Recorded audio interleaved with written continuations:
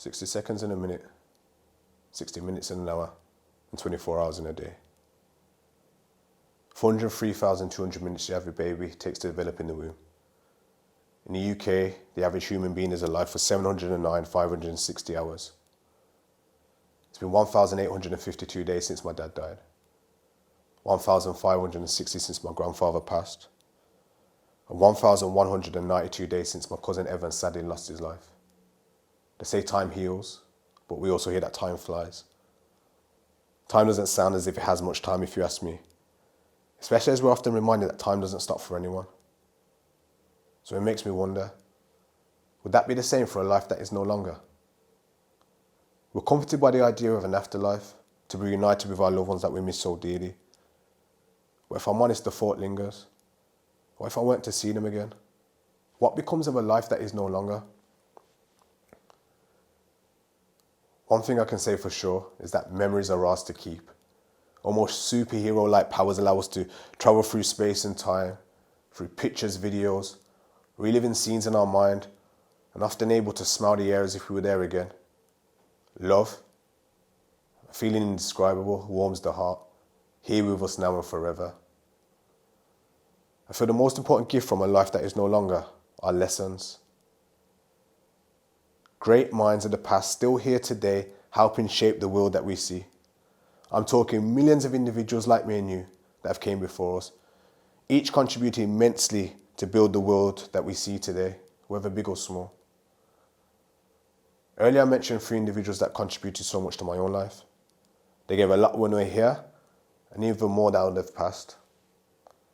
I miss them dearly, and at a drop of a hat I'll do anything to have them back. But with a certainty that is branded on my heart, I stand proud to relive their final moments of life and share how their death has brought life back to me. I want to share lessons passed on from the end of life, lessons from the dead to be used by the living, lessons unbounded by time. The first lesson came from my dad, Mark Jones. Appreciate the small, big things. In January 2016, after what seemed to be a bit of flu, my dad's health took a turn for the worse and he was rushed into hospital. After hearing the news, I remember time freezing for a moment, almost in a trance-like state. Now, I hadn't been given much detail, but for some reason I feared the worst. I remember rushing to the hospital. Time definitely wasn't on my side. Between learner drivers and red lights, it felt like a lifetime before I arrived. I finally got there to be greeted by my family, who had all got there before me. Clearly didn't encounter many learner drivers on their way up. So just for the record, anyone that is learning to drive, I've been there, so it's not in any way a dig. So the situation was, he had developed pneumonia and his blood had turned acidic.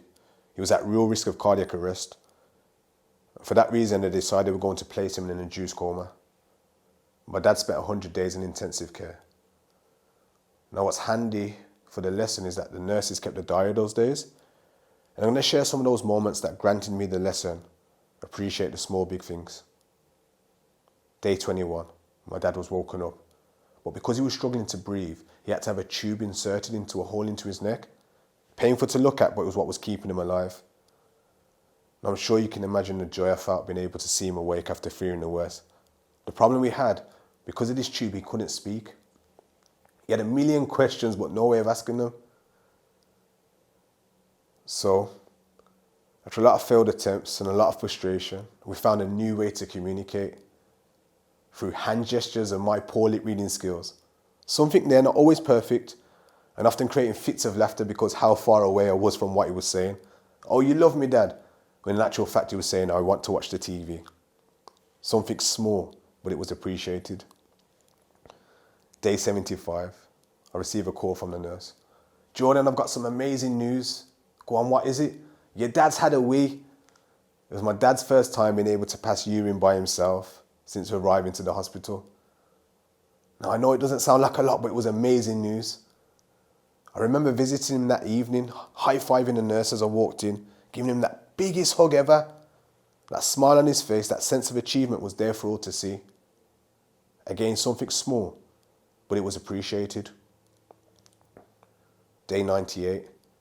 After making some amazing progress, the doctors wanted him to start moving around more.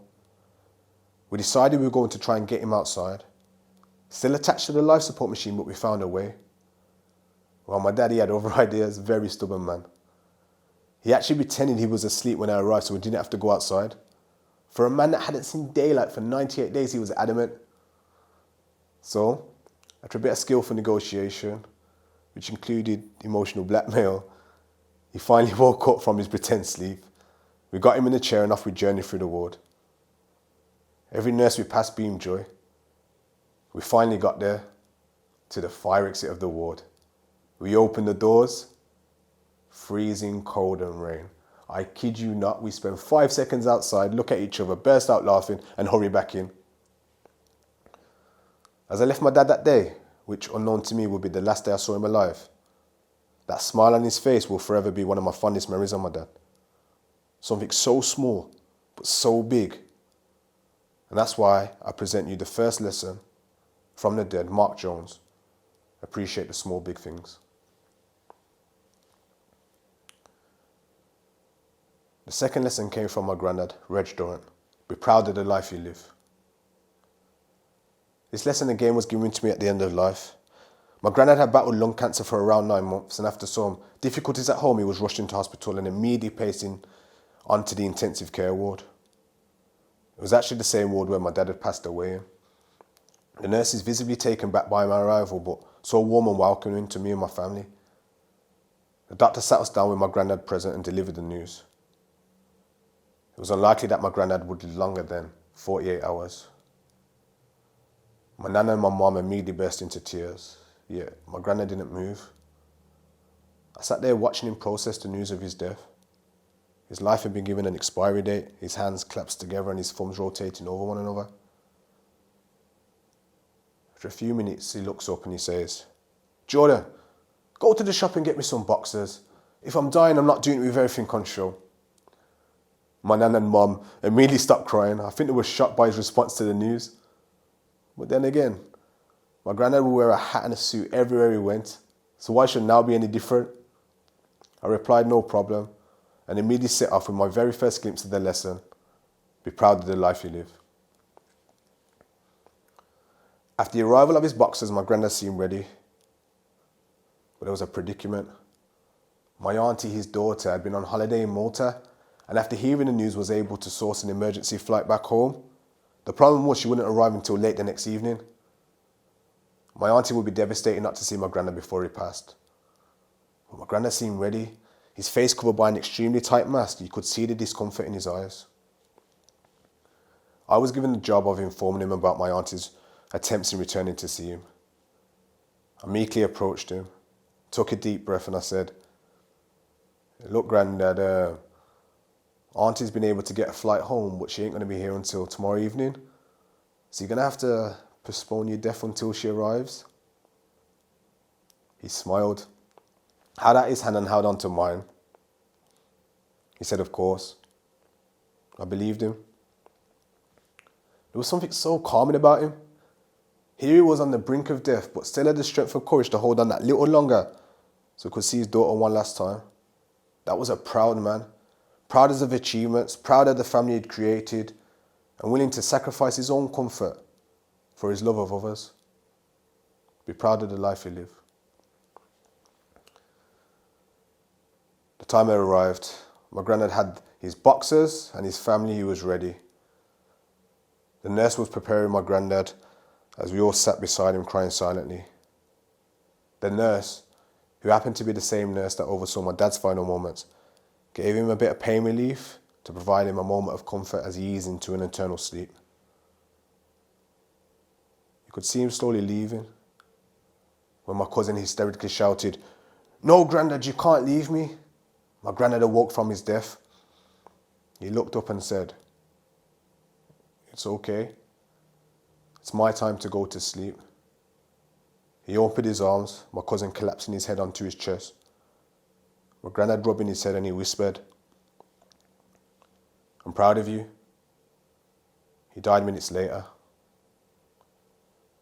I present you the second lesson from the dead, Reg Durant. Be proud of the life you live. The third lesson came from my cousin Evans. This lesson doesn't have the same storyline attached to it. It wasn't given to me directly by my cousin, it was something that his death had left me with. After a normal night out with friends, my cousin returned home a little worse for wear. He'd collapsed and was taken to the hospital. Not long after, we were told he wasn't going to wake up. He had a brain aneurysm, only 32 years of age. His life ending way too soon. The lesson? Don't leave things undone and unsaid. I say a cousin, but it felt more like a brother. And I'm sure you can relate, with such a close bond, sometimes comes disagreements. And sometimes those disagreements boil over into periods of time where you don't speak to one another. We were experiencing that moment in time. We were not on speaking terms. How stubborn we were. To have so many amazing memories together, for it to end the way it did was a tragedy. We'd both taken time for granted, as we often do, and things I wish I'd said or done, I no longer had the time to do. Of all the lessons my cousin gave me, and even perhaps all the lessons I've shared with you today, this was the most valuable. Evan's notice: don't leave things undone or unsaid. You'll recall earlier I started off with some statistics around time, and I'd like to share some more. 250 babies are born in a minute. On average per minute, 108 people die. Around 18 minutes will have passed by the time I start speaking. That's 4,500 babies being born and 1,944 people that would have died. Imagine all the lessons left to us by those people in such a short space of time. And for those babies just being born, imagine all the lessons yet to be learnt. We live in a world full of knowledge, but all knowledge is experience, lived and passed on. I want you to take a moment and think of somebody in your own life that you've lost. What lesson did they leave? What lessons have been left to us here in the present from those no longer here? Give them a voice. Let them be heard. And now I want you to take a moment and look at your own life.